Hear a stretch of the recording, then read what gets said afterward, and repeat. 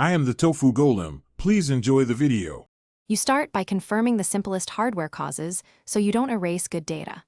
First, visually inspect the SD for cracks or corrosion and gently clean the contacts.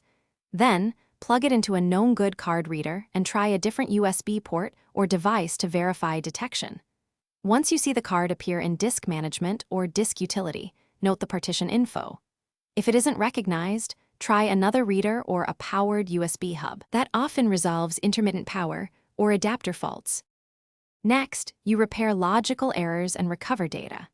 Run chkdsk/f on Windows or fsck on Mac OS/Linux to fix metadata problems. These commands correct many read/write errors without deleting files.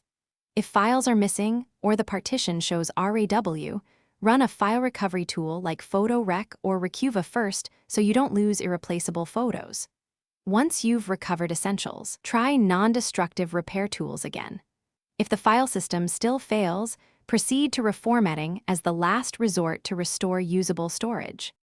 Finally, you prepare the card for reuse and verify reliability. After recovery, do a full format with the appropriate file system. Use FAT32 for lesser equal 32 GB, XFAT for larger cards, and pick a sensible allocation unit size. Use the official SD card formatter or diskpart/clear commands for thoroughness.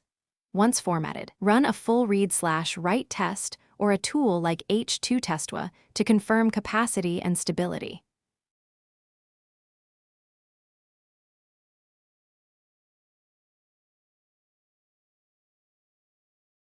Thanks for watching. Consider subscribing if we helped you today.